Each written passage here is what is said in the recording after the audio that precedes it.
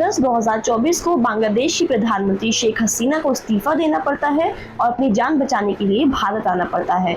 हैरत की बात यह है, बांग्लादेश की प्रधानमंत्री उस पार्टी से ताल्लुक रखती है जिसने बांग्लादेश के सेंट्रल इलेक्शंस में 124 सीट जीती और बांग्लादेश की जनता की पहली पसंद भी बने। स्टूडेंट प्रोटेस्ट के नाम पर शुरू हुआ ये आंदोलन शेख हसीना के देश छोड़ते ही माइनॉरिटी पर कहर बनकर बरसने लगा। क्या सच में ये कोई स्टूडेंट प्रोटेस्ट था या किसी की साजिश का अंजाम? चलिए समझते हैं इस वीडियो में। सबसे पहले बात उस वजह की करते हैं जिसके पीछे ये सारा खेल खेला गया। तो चलिए उस रिजर्वेशन को समझते हैं जिसकी आड़ में बांग्लादेश में हिंसा को बढ़ावा दिया गया।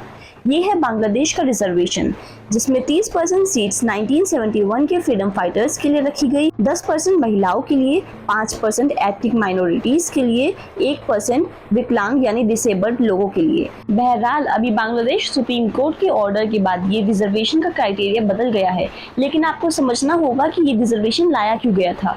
हर देश में रिजर्वेशन किसी न किसी क्राइटेरिया पर लाया जाता है। जैसे भारत में SC, ST और OBC को कास्ट के आधार पर आरक्षण मिला है, ऐसे ही बांग्लादेश में उन फ्रीडम फाइटर्स को अपने देश प्रेम के आधार पर आरक्षण दिया गया।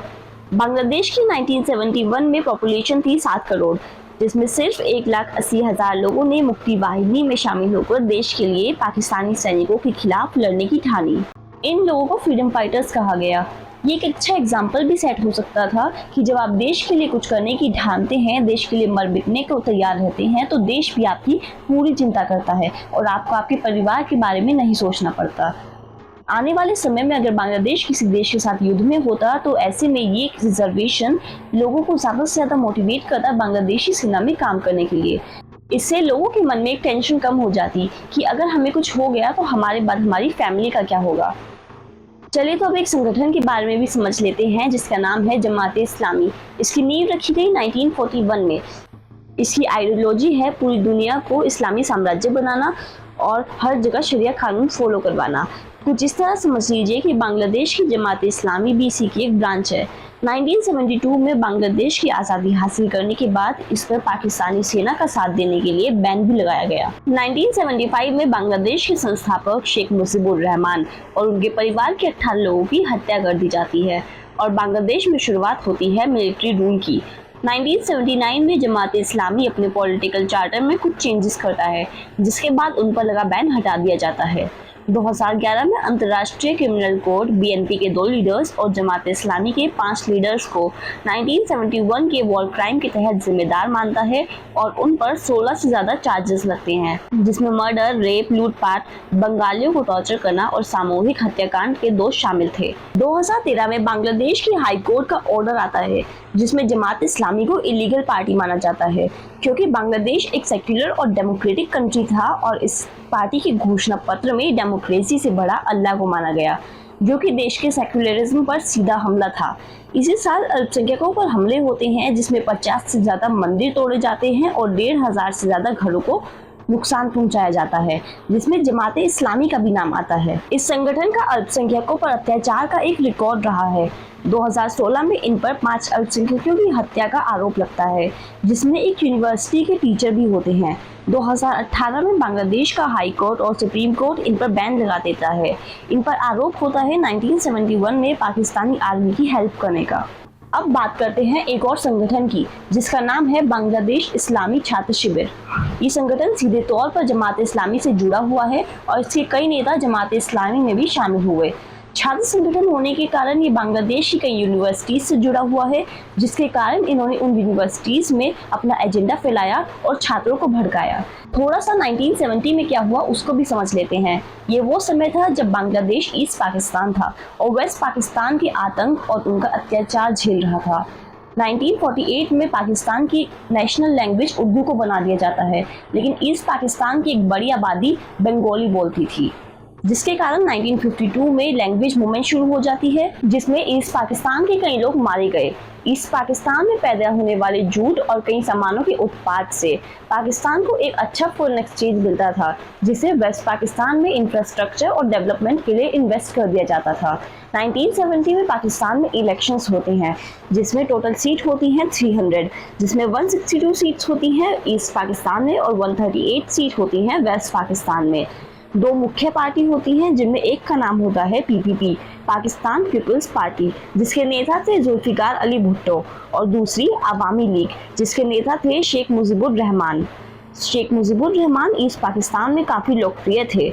इलेक्शंस में जीतने के लिए चाहिए थी 160 सीट। जब इलेक्शन के रिजल्ट आते हैं तो अवामी लीग को मिलती है 167 सीट्स, पीपीपी को मिलती है 86 सीट। अवामी लीग की इतनी बड़ी जीत का किसी को अंदाजा तक नहीं था।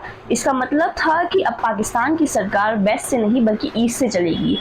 लेकिन अवामी लीग को वेस्ट पाकिस्तान में एक भी सीट नहीं मिली थी, जिसका बहाना लेकर जुल्फिकार अली भुट्टो ने शेख मुजीबुर रहमान के नेतृत्व में बनने वाली सरकार को वेस्ट पाकिस्तान के लिए बर्डन बताया। पाकिस्तान में प्रभाव रखने वाले ब्यूरोक्रेट्स और इंडस्ट्रियलिस्ट भी सभी वेस्ट पाकिस्तान में रहते थे और ईस्ट पाकिस्तान में सत्ता जाने का मतलब उनके लिए भी एक चिंता का विषय था।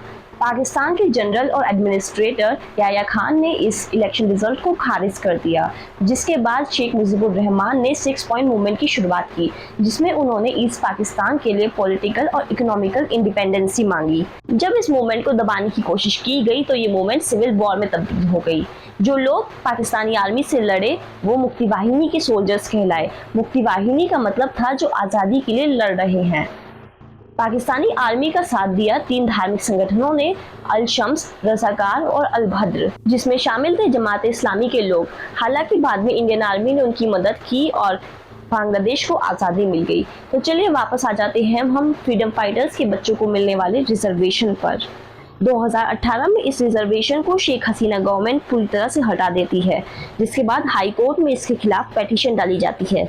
5 जून 2024 को हाई कोर्ट का फैसला आता है, जिसमें हसीना गवर्नमेंट के इस फैसले को इलीगल माना जाता है और इस रिजर्वेशन को दोबारा इम्प्लीमेंट करने की बात कही जाती है, जिसके बाद 1 जुलाई को ये आंदोलन और उग्र हो जाता है। हालांकि 11 जुलाई को सुप्रीम कोर्ट हाई कोर्ट के इस फैसले को सस्पेंड कर देता है, जिसके बाद प्रदर्शनकारियों का प्रदर्शन रुक जाना चाहिए था, क्योंकि उन्हें जो चाहिए था वो तो उन्हें मिल गया। लेकिन ये आंदोलन और उग्र हो जाता है और प्रदर्शनकारी मांग करते हैं इस बार शेख हसीना के इस्तीफे की। थोड़ा सा बांग्लादेश की इकोनॉमी को भी समझ लेते हैं। साउथ एशिया में इसकी पोजीशन है 2nd लार्जेस्ट इकोनॉमी की और वर्ल्ड में नॉमिनल टर्म्स में 35 लार्जेस्ट इकोनॉमी। भारत ने भी बांग्लादेश को डेवलप करने के लिए कई इन्वेस्टमेंट किए हैं, जिसमें Maithili super thermal power project और क्रॉस बॉर्डर रेल नेटवर्क जैसे बड़े प्रोजेक्ट शामिल हैं। 2015 से भारत बांग्लादेश को 160 मेगावाट पावर सप्लाई भी कर रहा है। इसी साल मार्च में भारत से बांग्लादेश जाने वाले पहले cross border high speed diesel pipeline का भी इनॉग्रेशन किया गया। कोविड टाइम में बांग्लादेश को वैक्सीन देने का काम भी भारत ने ही किया था। मोदी गवर्नमेंट में भारत और बांग्लादेश का लार्जेस्ट डेवलपमेंट पार्टनर बनकर सामने आया है, जिसने वहां $10 बिलियन इन्वेस्ट किए हैं। 2021 से 2022 के बीच जीडीपी ग्रोथ उनकी रही 7.2% और ये हर क्षेत्र में पाकिस्तान और श्रीलंका जैसे देशों से कहीं आगे है, या शायद कहीं आगे था, क्योंकि अब कोई नासमझ ही होगा जो ऐसे देश में इन्वेस्टमेंट करेगा जहां आर्मी रक्षा नहीं कर पाती, डेमोक्रेटिक गवर्नमेंट अचानक से गायब हो जाती है और इतनी कट्टर विचारधारा के लोग रहते हैं। ये है बांग्लादेश की न्यूज़पेपर की कुछ हेडलाइंस। बांग्लादेश में अल्पसंख्यक हिंदुओं पर अत्याचार के 205 इंसिडेंट सामने आते हैं। हिंदुओं के घरों को और बिजनेसेस पर 27 जिलों में हमले होते हैं। ढाका में घरों में घुसकर लूटपाट होती है और कमाल की बात तो ये है, गाजा पर सिंपैथी और आवाज उठाने वाले बॉलीवुड सेलिब्रिटीज, हॉलीवुड सेलिब्रिटीज और इंडियन पॉलिटिशियंस बांग्लादेश में हो रही अल्पसंख्यकों की मृत्यु और अल्पसंख्यकों पर हो रहे अत्याचार पर पूरी तरह से मौन व्रत रखकर बैठी हैं। खुद को डेमोक्रेसी का सबसे बड़ा ठेकेदार बताने वाला अमेरिका बांग्लादेश की चुनी गई प्रधानमंत्री का वीजा तक रद्द कर देता है। अगर सच में ये कोई स्टूडेंट प्रोटेस्ट होता तो क्या इसमें जिहादी नारे लगते, अल्पसंख्यकों के घर पर हमले होते और शेख मुजीबुर रहमान की मूर्तियों को तोड़ा जाता, क्योंकि उनकी मूर्तियों को तोड़ने का मतलब है बांग्लादेश की आज़ादी की इंसल्ट करना। लेकिन इसमें एक बात अच्छी है, भारत में पहली बार अपोजिशन और सरकार किसी मुद्दे पर एक राय पर आए हैं। अपोजिशन के लीडर राहुल गांधी और ममता बनर्जी ने बोला कि गवर्नमेंट का स्टैंड ही उनका स्टैंड होगा। ये रहा प्रधानमंत्री नरेंद्र मोदी का ट्वीट, जो बांग्लादेश के चुने गए प्रतिनिधि के लिए उन्होंने लिखा है। इस ट्वीट में प्रधानमंत्री नरेंद्र मोदी ने अल्पसंख्यकों पर होने वाले अत्याचार को रोकने की बात कही है। जहां राहुल गांधी गवर्नमेंट के साथ खड़े होने की बात करते हैं, वहीं कांग्रेस के लीडर सलमान खुर्शीद बोलते हैं कि बांग्लादेश जैसी स्थिति भारत में भी आ सकती है। क्योंकि बांग्लादेश में चुनी गई सरकार हटा दी गई, जिसका एक मतलब तो भारत में बीजेपी गवर्नमेंट को हटाने की बात करना था, तो दूसरा सांप्रदायिक दंगे भड़काने की भी कोशिश करी। कांग्रेस के दूसरे नेता और पूर्व सांसद सज्जन सिंह वर्मा का भी बयान आता है, जिसमें वो बोलते हैं कि ऐसे ही एक दिन बांग्लादेश की तरह जनता पीएम मोदी के आवास में घुस जाएगी। और इतनी बड़ी बात का कांग्रेस पार्टी की तरफ से कोई खंडन भी नहीं आता। हमेशा भारत में हिंदू मुस्लिम करने वाले असदुद्दीन ओवैसी भी बांग्लादेश में माइनॉरिटी को बचाने की बात करते हैं, लेकिन कांग्रेस, समाजवादी पार्टी, बसपा और तृणमूल कांग्रेस और आम आदमी पार्टी जैसी पार्टियों की तरफ से इस पर कोई बयान नहीं आता, जिनका भारत से 4,500 किलोमीटर दूर गाजा पर बोलने पर मुंह नहीं रुक रहा था। सरकार के खिलाफ प्रदर्शन तो भारत में भी हुए हैं, सीएए से लेकर किसान आंदोलन तक, लेकिन यहाँ भीड़ हिंसक नहीं होती, लोगों की दुकान और घर पर हमले नहीं कर देती। बांग्लादेश की इस भीड़ ने तो कहीं पर पुलिस स्टेशन फूंक दिया, तो कहीं सरकारी दफ्तर लूट लिए। इनका आंदोलन का मुद्दा खत्म हो जाता है, लेकिन आंदोलन खत्म नहीं होता। बांग्लादेश में बनी अंतरिम सरकार की अगुवाई करने वाले मोहम्मद यूनुस को नोबेल पुरस्कार भी मिल चुका है। इन्होंने अपनी टीम में 16 लोगों को जगह दी है, जिसमें एक नाम है अब्दुल फयाद मोहम्मद खालिद हुसैन का। इन्हें धार्मिक मामलों का मंत्री बनाया गया है। खालिद हुसैन इस्लामी कट्टरपंथी देवबंदी मौलाना है, जो बांग्लादेश में खालिद हुसैन हिफाजत-ए-इस्लाम बांग्लादेश के संगठन में काम कर चुके हैं और एक लंबे समय तक रहे हैं, यहाँ तक कि उसके उपाध्यक्ष तक बने हैं। अब ये आर्टिकल देखिए ईस्ट एशिया फोरम का, जो हिफाजत-ए-इस्लाम संगठन के बारे में बहुत कुछ बताता है। ये संगठन बनाया गया धर्मनिरपेक्षता को समाप्त करने के लिए। ये बांग्लादेश में शरिया कानून लागू करने का पक्षधर है। तो इसी से पता चल जाता है कि बांग्लादेश में धार्मिक मामलों का मंत्री उस व्यक्ति को बनाया गया है जो इस्लाम के अलावा किसी धर्म की इज्जत ही नहीं करता। 11 अगस्त 2024 को अल-कायदा, जो कि एक आतंकवादी संगठन है, 12 पेज की रिपोर्ट निकालता है, जिसमें बांग्लादेश में हसीना सरकार को गिराने की तारीफ की जाती है और बांग्लादेश की अंतरिम सरकार से अपील की जाती है कि जल्दी से जल्दी इस्लाम यानी शरिया को लागू करवाया जाए बांग्लादेश में। और यहाँ तक वहाँ हिंदुओं पर हो रहे अत्याचार की तारीफ भी की जाती है। ये पढ़िए, अल-कायदा कमीशन एक पैन इस्लामिस्ट मिलिटेंट ऑर्गेनाइजेशन है जो खुद को आइडेंटिफाई करता है एक ग्लोबल इस्लामिक मूवमेंट चलाने के तौर पर, जो मुस्लिम साम्राज्य फैलाना चाहते हैं। अंतिम सरकार के नेता मोहम्मद यूनुस, जिन्हें गरीबों का बैंकर और नोबेल पुरस्कार का विजेता भी कहा जाता है, और वो गरीबों को $100 यानी 8,400 रुपए तक का लोन देते हैं। उन पर अपने ही सेटल किए गए ग्रामीण बैंक से $2 मिलियन यानी 16.5 करोड़ रुपए की हेराफेरी करने का और लेबर लॉस वायलेट करने का आरोप है। चलिए बांग्लादेश की रिजर्वेशन से हम इंडिया के रिजर्वेशन को कंपेयर करते हैं।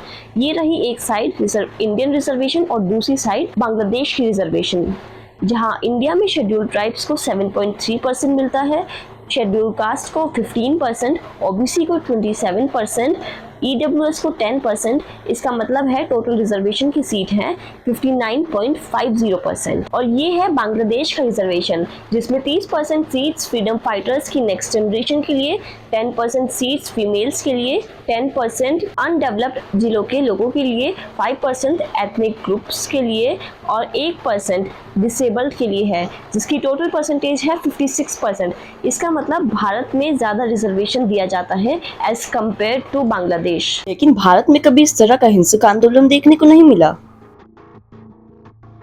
गवर्नमेंट के सामने अपनी बात कहने का और रखने का कोई तरीका भी तो होता है, और आफ्टर ऑल अपने नेशन की इमेज डाउन करके नेशन बिल्डिंग की कोई सेंस ही नहीं है। बांग्लादेश में हालात कितने सुधरेंगे ये तो वक्त ही बताएगा। आपसे दोबारा मुलाकात होगी नेक्स्ट वीडियो में।